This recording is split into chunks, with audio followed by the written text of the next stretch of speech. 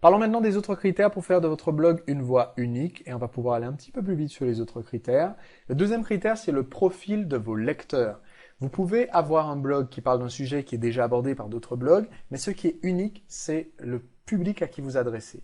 On gagne souvent à augmenter, la spécificité de la définition de notre public. Par exemple, au lieu d'être le blog de développement personnel numéro 2 millions, 347 946, on va être le blog de développement personnel pour les femmes. Et comme je suis le blog de développement personnel pour les femmes, eh bien, ça me permet d'avoir moins de concurrence. Alors, c'est un exemple qui aujourd'hui est peut-être moins valide parce qu'il y a sûrement beaucoup de blogs personnels spécifiquement pour les femmes. Donc, je peux avoir un blog de développement personnel pour la femme pressée, la femme au foyer, pour la businesswoman, D'accord? Je choisis typiquement le profil de mon lecteur. Souvent, le profil de mon lecteur, c'est quelqu'un qui me ressemble. C'est le plus facile, c'est c'est de parler à soi-même. Le problème, c'est est-ce qu'il y a suffisamment de vous-même, est-ce qu'il y a suffisamment de gens qui vous ressemblent pour que ça vaille le coup de rendre votre marché aussi spécifique. Ça, c'est le temps qui vous le dit. C'est le temps qui vous le dira. Mais la question donc, c'est à qui vous vous adressez. Et je vais dire à qui vous adressez en priorité parce que le premier réflexe qu'on a souvent, c'est de se dire ce que je propose, ça pourrait aider tout le monde. Si vous vous dites ça, alors vous êtes dans l'erreur la plus totale, la plus absolue, la plus terrible et la plus irrémédiable. Il faut absolument que vous sachiez qui est au centre de votre public, qui est la personne la plus importante à qui vous vous adressez. Et même si ça peut servir à tout le monde. Imaginons que j'ai un blog sur comment arrêter de fumer, ça ne concerne pas tout le monde. Ça concerne les fumeurs de plus de 45 ans qui se rendent compte que c'est vraiment dangereux pour leur santé. Ça concerne les ados, donc un autre blog pourra concerner les ados qui viennent de commencer à fumer, mais qui se demandent s'ils ont fait le bon choix. C'est pas le même public. Je peux pas avoir un blog qui parle aux deux, sinon il y aura personne. Je n'aurai pas Gilles, 63 ans, qui veut arrêter la cigarette parce que il vient de faire son premier arrêt cardiaque, et Paul, 18 ans, qui vient de commencer la cigarette et qui se dit tiens, c'est pas très malin de ma part. J'aurai pas les deux en même temps sur le même blog, c'est pas possible. Donc, il faut savoir à qui vous adressez en priorité, c'est une question importante à laquelle vous devez répondre. Maintenant, par votre ton. Et là, on est sur un sujet qui impacte votre style d'écriture, votre façon de rédiger. Est-ce que, à l'heure actuelle, sur les autres blogs qui traitent de votre thématique, vous imaginez écrire des articles comme les personnes que vous avez déjà lues? Il est vraisemblable que si vous lisez d'un bout à l'autre, il y a des gens dont vous vous sentez plus proche au niveau du style. Si vous lisez des blogs qui sont dans d'autres secteurs, c'est ce que je recommande, d'accord?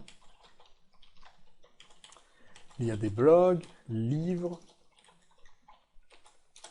articles, dans d'autres thématiques que la vôtre, on veut s'ouvrir un peu les horizons.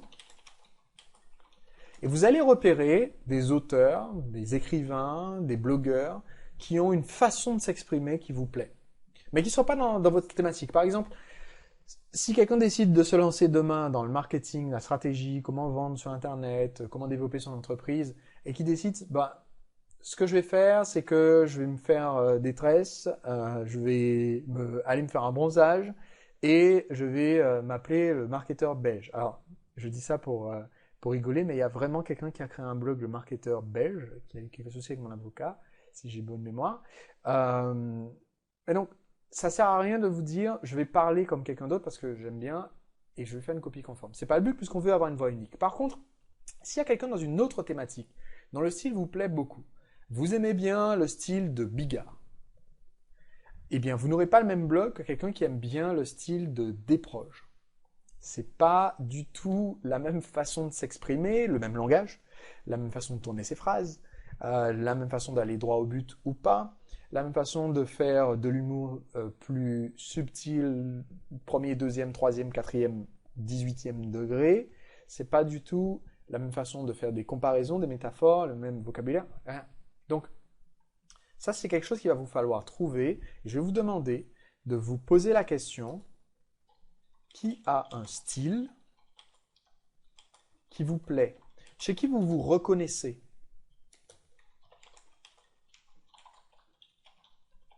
Parce qu'au début, en vous rapprochant du style qui vous plaît le plus, vous allez davantage aimer ce que vous écrivez déjà. Et ça va se sentir, si vous n'êtes pas juste dans la copie, justement, c'est pour ça que je dis d'aller sur d'autres thématiques que la vôtre pour chercher un peu, ou même des personnalités, hein, des célébrités, chez qui vous vous reconnaissez, ça va impacter énormément l'attrait de votre site. Parce qu'il faut se dire que les gens qui vous ressemblent aiment bien, potentiellement, aiment bien les mêmes personnes chez qui vous reconnaissez. Et donc, si votre style est proche, ça peut justement créer ce déclic. Autre technique qui vous permet d'avoir une voix unique, c'est le mélange de deux domaines, c'est-à-dire l'association de deux de vos passions. Il y a beaucoup de blogs qui parlent de moto, il y a beaucoup de blogs qui parlent de voyage, il n'y a aucun blog de quelqu'un qui fait du voyage à moto. Je vous donne un exemple comme ça, je ne vais pas chercher sur Google avant de dire ça, mais c'est pour vous montrer ce que je veux dire par associer deux de vos passions. Il y a beaucoup de blogs qui parlent de cuisine, il y en a des millions, d'accord? Il y a beaucoup de blogs qui parlent de management et travail au bureau. Il n'y a aucun blog, à ma connaissance, qui parle de cuisine pour le cadre pressé. Ou de comment cuisiner au bureau. Comment cuisiner en moins de 15 minutes au bureau, en ramenant tout dans un Tupperware et en préparant les recettes, etc. Donc ça serait un ton absolument unique que d'associer les deux. Donc c'est deux de vos passions ou votre passion et votre situation. Donc l'exemple de la cuisine et de mon cadre qui était au bureau, c'est un bon exemple. Passion et situation. Un autre exemple, c'est il y a beaucoup de blogs de parents. Il y a beaucoup de blogs sur comment élever les enfants. Il y a peut-être quelques blogs d'enseignants qui parlent d'enseignement. Il n'y a pas de blog sur, à ma connaissance, sur comment éduquer ses enfants quand on est soi-même prof. D'accord? Ou il n'y a pas de blog qui soit, parce qu'il y a deux façons de le faire, soit vous allez cibler votre public avec la passion et la situation, soit vous allez, vous, donner l'avis de quelqu'un dans ma situation sur cette passion. Donc, ce serait l'avis d'une prof sur la façon d'éduquer vos enfants. Ça serait l'avis d'un cadre sur la cuisine. Donc, c'est aussi une question de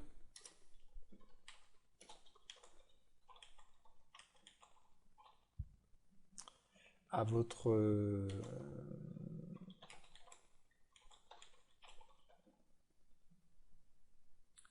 donc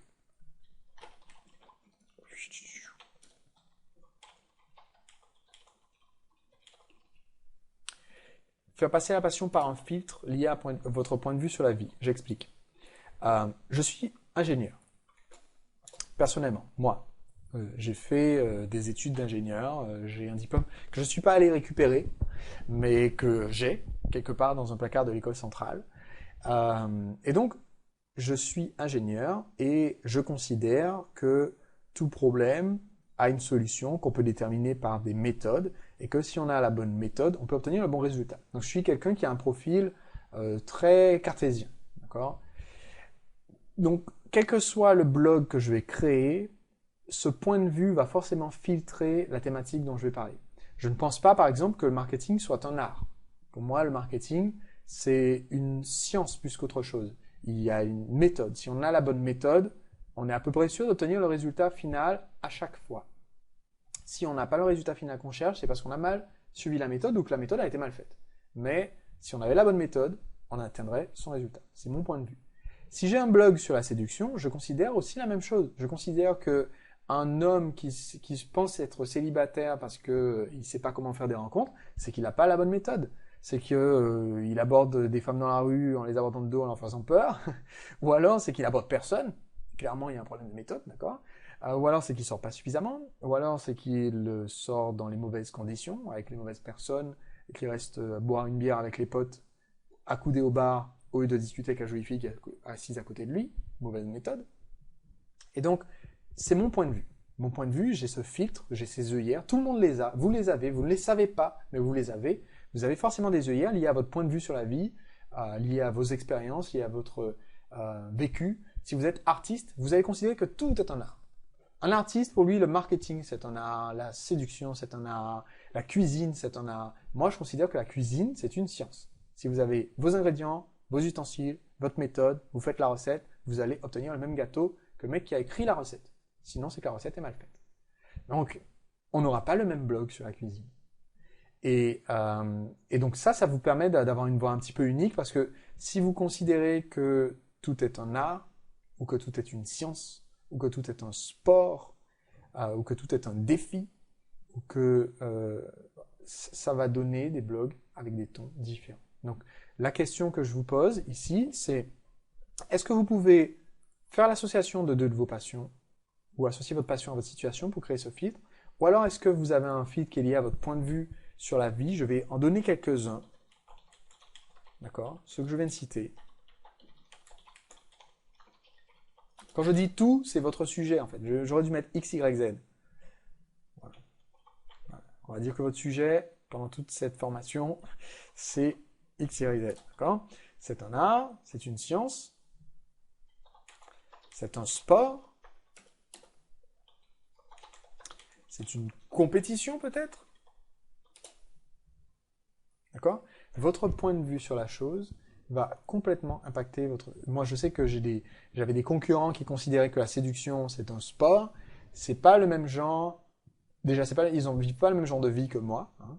Ils passent leur vie à draguer, à marquer des points. Il y en a qui considèrent que c'est une compétition et qu'il faut qu'ils soient le meilleur dragueur de la planète.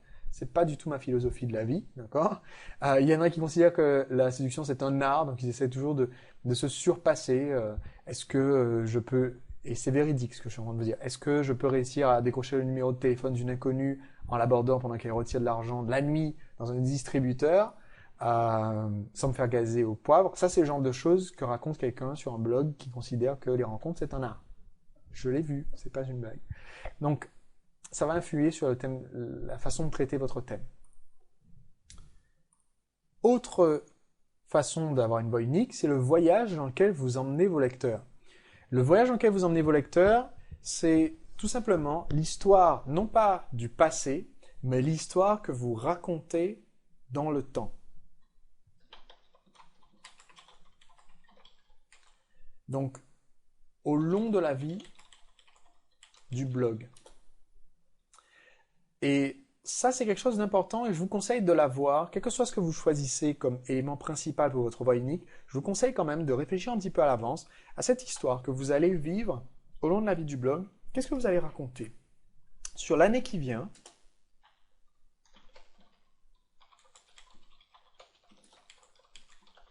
L'évolution, oh là là, faut que j'arrête avec mes bulles, l'évolution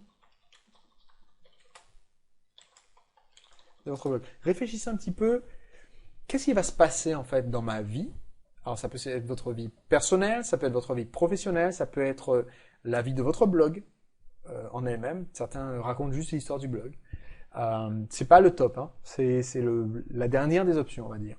Mais quelle est l'histoire, l'évolution que vous allez raconter sur votre blog? Pour certains, comme je disais, la vie du blog, ça veut dire je donne mes statistiques à mes lecteurs, je leur dis ce que j'ai fait récemment pour faire connaître le blog, etc. Comme je disais, c'est pas la meilleure des options, mais c'est mieux que rien. Mieux que ça, il y a raconter tout au long du développement de votre blog quelque chose qui est en train de se passer en parallèle dans votre vie personnelle ou professionnelle. Si par exemple, imaginons à l'heure où je réalise cette session de formation avec vous, je suis en train de préparer un voyage autour du monde de 6 mois avec ma compagne. Eh bien, je pourrais très bien, sur mon blog, au cours de l'année qui vient, raconter les préparatifs, de temps en temps dans un article où y faire allusion, raconter le voyage, de temps en temps dans un article où y faire allusion dans un paragraphe, même si mon blog parle de complètement autre chose. Même si j'ai un blog sur le développement systémique des machines-outils industrielles, je peux très bien, en introduction d'un article, dire je vous écris cet article sera un petit peu plus court que d'habitude parce que nous sommes en train de, et puis avoir la partie de l'histoire, d'accord, de ce voyage que je suis en train de vivre. C'est pas nécessairement un vrai voyage avec un déplacement, ça peut être juste quelque chose que vous vivez au cours de l'année en question. Il y a le petit qui est né l'année dernière et que vous voyez grandir. Il y a celui qui vient de rentrer à l'école. Ça aussi, c'est une histoire, c'est une aventure, d'accord? Même si votre blog ne parle pas d'être un parent. Par contre, c'est ce qui fait que vous êtes unique. Vous êtes le seul consultant en organisation industrielle qui donne de très bons conseils sur son blog, mais qui en même temps voit vivre sa vie de futur papa. Et donc, ça donne envie de revenir parce qu'on sent qu'on a une vraie relation avec Victor qui tient ce blog.